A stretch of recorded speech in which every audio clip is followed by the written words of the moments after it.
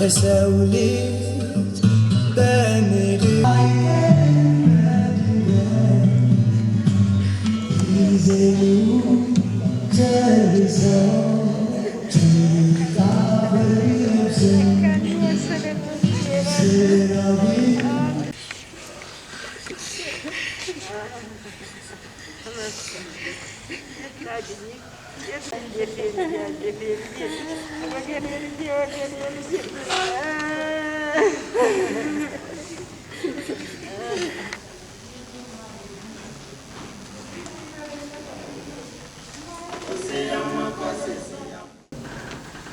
ነገ ምንድነው ነገ እኔስ ምንድነው መሆኑ ብለን እንድናስብ ትልቅ መማሪያ አንዳንዴም ዝም ብለን ስናስበው እንዲህ ያሉ ሰዎችን ስናጣ ቅጣት ነው። ሁልጊዜ የመስፍኔን ስራ ስናስብ እዚህ ቤት ውስጥ ተገናኝተን ከማለፉ ምናልባት እንግዲህ እንጃ 10-15 ቀን አይሆንም ተስፍሽ በዛ ፍልቅልቅነቱ አክባሪ ነው። ሁሉንም ሰው ነው የሚያከብረው እና አሁን በርትተን መስራት አለብን። ያለቀ ስራ አለ። ለዚህ እንደዚህ ቤተሰብ ጋር ሄዳለሁ ደርሼ እመጣለሁ ስለው 2 ወርማ እንዴት ትቆያለህ? በአጭር ጊዜ ውስጥ ናና ወይ ስክሪፕቱ ጊዜ ሄደ እንሰራለን። እሱ ያሰበው ቀረ፣ ሌላ ሆነ። ለእኛም ውስጣችን በጣም እየተጎዳ ነው። ቤተሰቦቹን ማጽናናት ግን እኛ ራሳችን መጀመሪያ መጽናት። እግዚአብሔር ጽናቱን ይስጣችሁ፣ ጽናቱን ይስጠን። ከዚህ በመቀጠል መስፍኔን የህይወት ታሪክ እስክንድር ላቀው ያቀርብልናል። እስክንድርን ወደ መድረክ ጋብዛለሁ።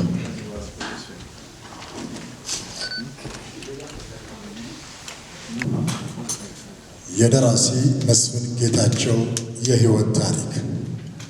ጥበበኛው መስፍን ጌታቸው ሰርቶ ያልደከመ ሰርቶ ያልጠገበ ጥበበኛ ነበር። እሱ ቤቱን ጥበብ ላይ ሰራ ከማለት ይልቅ ጥበብ ራሷ ቤቷን እሱ ላይ ሰራች ቢባልም ያለማጋነን መስፍን የሚገለጥበት መንገድ ነው። መስፍን የተወለደው በ1963 ዓመተ ምህረት እዚሁ አዲስ አበባ ሰንጋተራ ነው። የመጀመሪያ ደረጃ ትምህርቱን እንዳጠናቀቀ ከቤተሰቦቹ ጋር ህይወት ወደ ሐረር እንዲጓዝ ግድ አለችው። የጥበብ ምንጭ የሆነው ሐረር ይህን ወጣት ተቀብላ በሐረር ከተማ ይሰጥ የነበረውን የቲያትር ስልጠና በመውሰድ እንዲማር፣ ቀጥሎም ከመሰል የጥበብ ጓደኞቹ ጋር ብስራት የቲያትር ክበብ በማቋቋም የጥበብ መንገዱን ሀ ብሎ እንዲጀምር ፈቀደች። ብስራት የቲያትር ክበብ ውስጥ በትጋት ሲንቀሳቀስ የነበረው መስፍን የጥበብ ጥሙን ለማርካት ኢትዮጲስ ከሚሰኝ የቲያትር አማተር ክበብ ጋር ሲንቀሳቀስ የነበረበትን ብስራት የቲያትር ክበብ እንዲዋሃድና ኢትዮ ብስራት የቲያትር ክበብ እንዲመሰረት አደረገ። ኢትዮ ብስራት የቲያትር ክበብ በተመሰረተ ወራት ውስጥ የመስፍን የአእምሮ ውጤት የሆነውን ቅርስ የተሰኘ ተውኔት ጽፎ በክበቡ ወጣቶች እንዲተወንና ለዝግጅቱ የሚያስፈልገውን ገንዘብ ወጪ በማፈላለግ ቲያትሩ ለሕዝብ እንዲቀርብ አደረገ። ቲያትሩ ሐረር ከተማን ጨምሮ በድሬዳዋ፣ በጅጅጋ፣ በጉርሱም፣ ደደር፣ ጨለንቆ፣ ቆቦ፣ ጭሮ፣ ሂርና፣ አዋሽ፣ መተሐራ እያለ ወንጂ፣ አዳማ፣ ደብረ ዘይት ከተሞች ለሚገኙ የቲያትር አፍቃሪያን በማቅረብ ውዳሴ እንዲቸረው አደረገ። ሸገር መግቢያ በር ላይ ከጓደኞቹ ጋር የቆመው መስፍን ቅርስ ቲያትርን ይዞ ወደ ሐረር መመለስ ፈጽሞ አልፈለገም ነበር።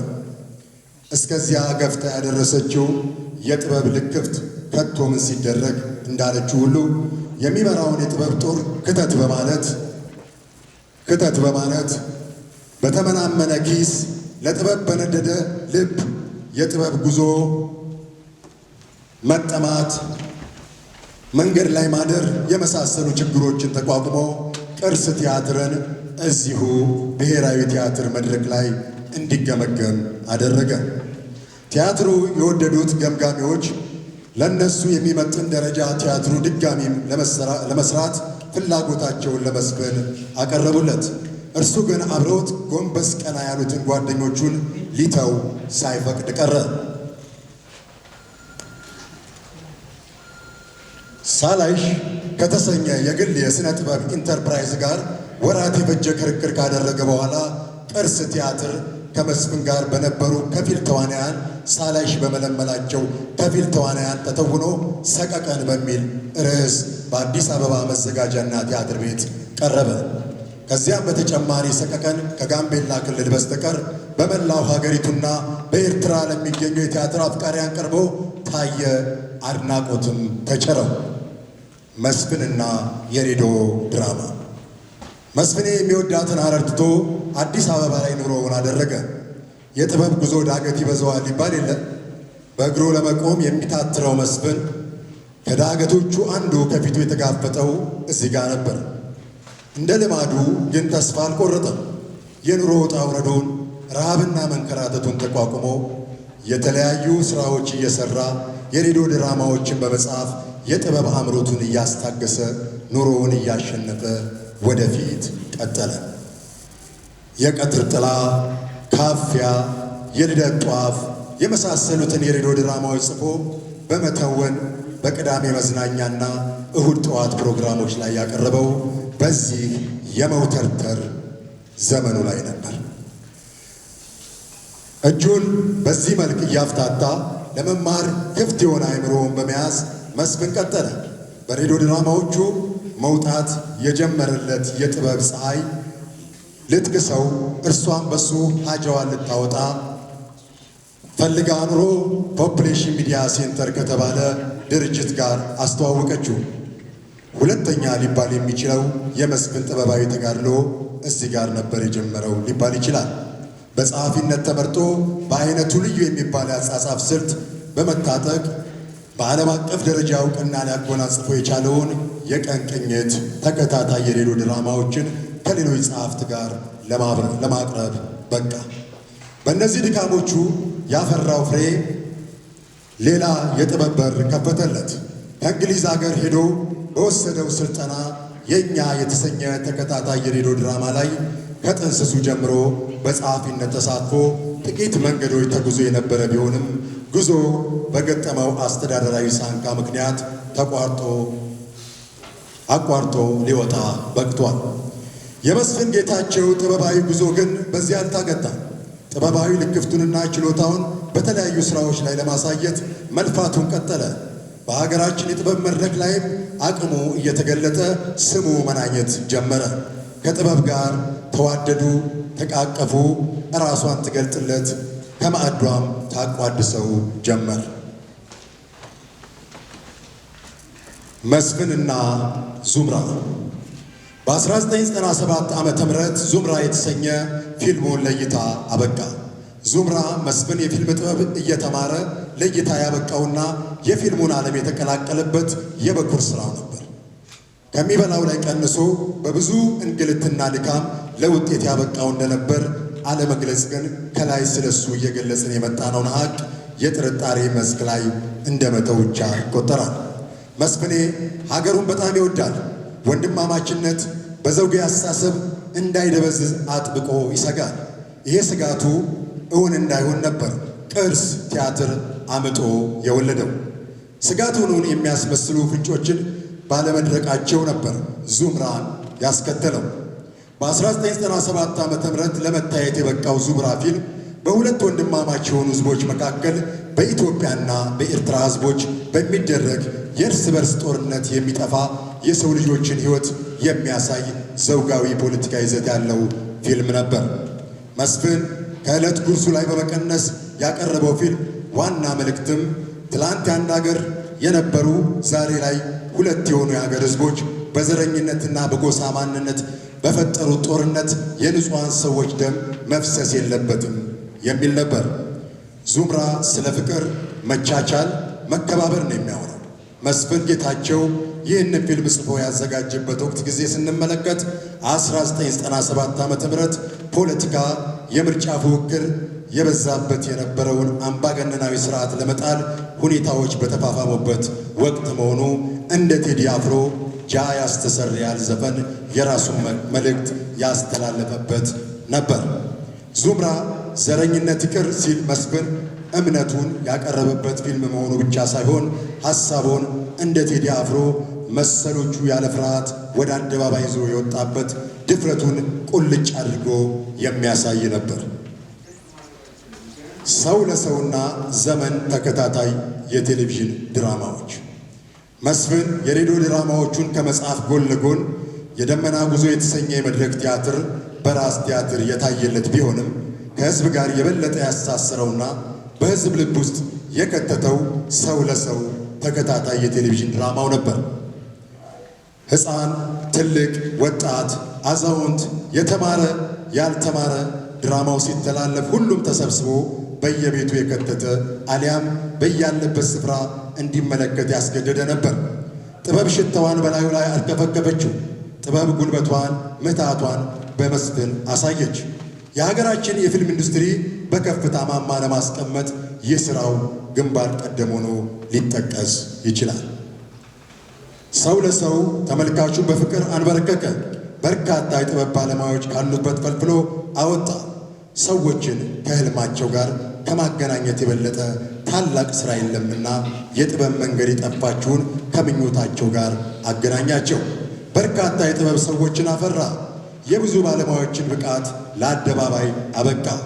በርካቶችም በጥበብ ዓለም እንዲምነሸነሹ አንቱ እንዲሰኙ አደረገ። መስፍን ጥበብ ጥበበኞችን መጥራትና ማውጣት እንደምትችል ብቃቱን ባሳየበት በሰው ለሰው ድራማ 140 ክፍል በመጻፍ ብቃቱን አስመስክሯል። መስፍን ጌታቸው ከሰው ለሰው ድራማ በኋላ ዘመን የተሰኘ ተከታታይ ቴሌቪዥን ድራማ ጽፎ ሕዝብን በማስተማርና በማዝናናት ለሀገሩ መልካምን በማሰብ የበኩሉን አስተዋጽኦ በሙያው መወጣት ችሏል። መስፍን በዘመን ድራማ በኢትዮጵያ ተከታታይ የቴሌቪዥን ድራማ ታሪክ አዲስ ነገር ማምጣት የላቀ የጥበብ ችሎታውን ከፍ አድርጓል። መስፍን በሳምንት 2 ጊዜ በኢቢኤስ ቴሌቪዥን ይተላለፍ የነበረውን ዘመን ተከታታይ የቴሌቪዥን ድራማን 244 ክፍሎችን በመጻፍ የደራሲነት እምቅ ችሎታውን ያሳየን የጥበብ ሰው ነበር። ከሰው ለሰውና የዘመን ድራማ የሥራ ባልደረቦቹ ለመረዳት እንደተቻለው በተለይ 244 ክፍል ድረስ የዘለቀው የዘመን ድራማ ስክሪፕት ታትሞ ተጠርዞ ለአዲስ አበባ ዩኒቨርሲቲ የቲያትርና ስነ ጥበባት ክፍል ለማስተማሪያነት እንዲውል አስፈላጊ ሁኔታ እየተካሄደ ይገኛል። መስፍንና ኢትዮጵያ። አንድ ነገር ስለ መስፍን ጌታቸው በእርግጠኝነት መናገር ይቻላል። ስለ ሀገሩ አብዝቶ ያስባል።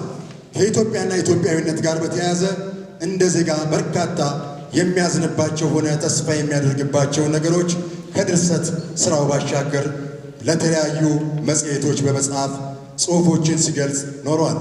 ስለ ሀገሩ ኢትዮጵያ የፖለቲካ ጉዞ፣ ማኅበራዊ እሴቶች ስለማጎልበትና ሕጸጾቻችን ስለማስወገድ፣ የዜጎችና የባለሙያዎች አስተዋጽኦ ምን መሆን እንደሚገባውና ሌሎች ጉዳዮችን በተመለከተ ያለውን ሐሳብ እየጻፈ ለበርካታ ዓመታት በመጽሔቶች ላይ ያወጣ ነበር።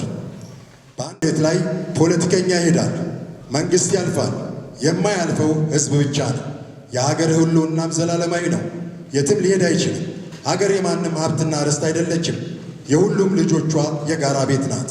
ስለዚህ ፖለቲከኞች በፍጹም ተሳክቶላቸው ሊፈጥሯት ያልቻሉትን ዜጎች በፍቅር ተሳስረው በደስታ በሚኖርባትን ለኑሮ አመቺ የሆነችውን የጋራ ሀገራችንን ኢትዮጵያን ለመፍጠር በሙያችን የምንችለውን የፍቅር ድልድይ በጋራ መገንባት አለብን ሲል ተስፋ፣ ህልም፣ ምኞቱን ገልጿል።